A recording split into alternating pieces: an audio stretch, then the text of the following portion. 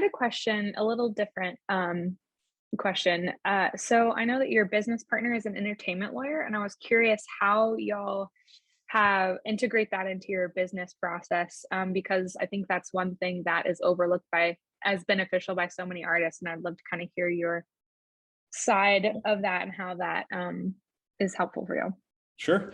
Well, I know when he and I went to college together, and we were like best friends or anything. We knew each other. Then he graduated, he went to law school. Then he graduated law school, and he wanted to be like an agent or a manager or, RE Gold kind of guy. And he was like, well, who do I know that I can like create a case study out of and show that I know what I'm talking about? And he's like, oh, Elliot makes music. And whether he liked my music or not, it didn't matter. He just was like, oh, I know someone I can help. So a lot of it is honestly just kind of like a macro perspective of viewing it like a business. And when you have a business, how can you protect the business? Things like an LLC, get a business bank account, keep it separate from your personal stuff. There's a lot of high level things that just a light bulb kind of went off in my head where I was just purely thinking music. I wasn't thinking business. And that he kind of turned that on a little bit in my own head. But when we help artists, there is like a fine line because James is an attorney, but he's not your attorney.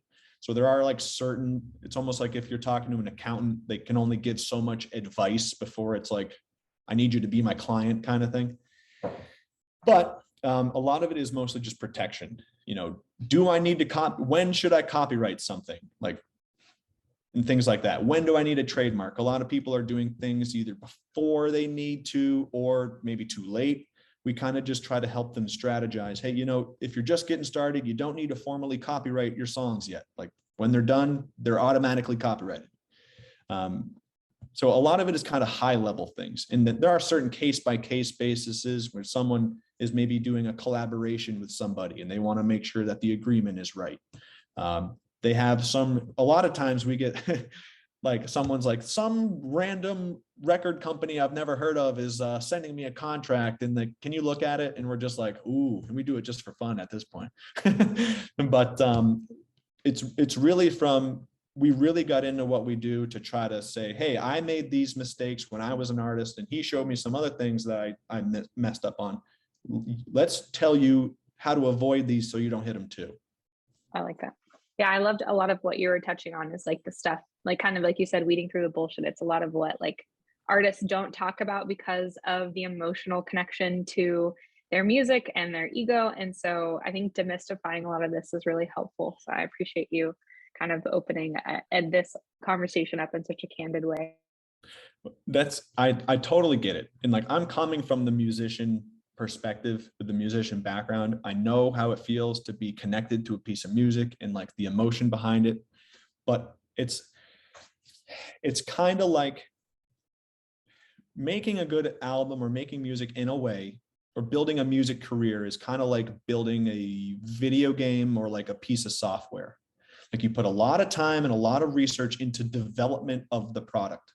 Okay, I spent a year and a half making this new, new Zoom. And it took me a lot of time, a lot of money to build this new product. But now that it's done, a separate new venture of marketing and selling this product has to take place. And it is different. And that, I think with music in particular, at a company, right, the people who make the game are not the people who are selling it.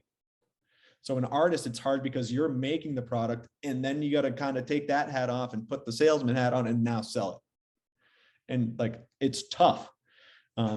But breaking it down and realizing, okay, wait a minute, like, yes, this is my music. I am attached to it. And like, I'm emotional about it sometimes. But if I want to make this a business, any business needs to do X, Y, Z. And just getting that light bulb to go off is valuable.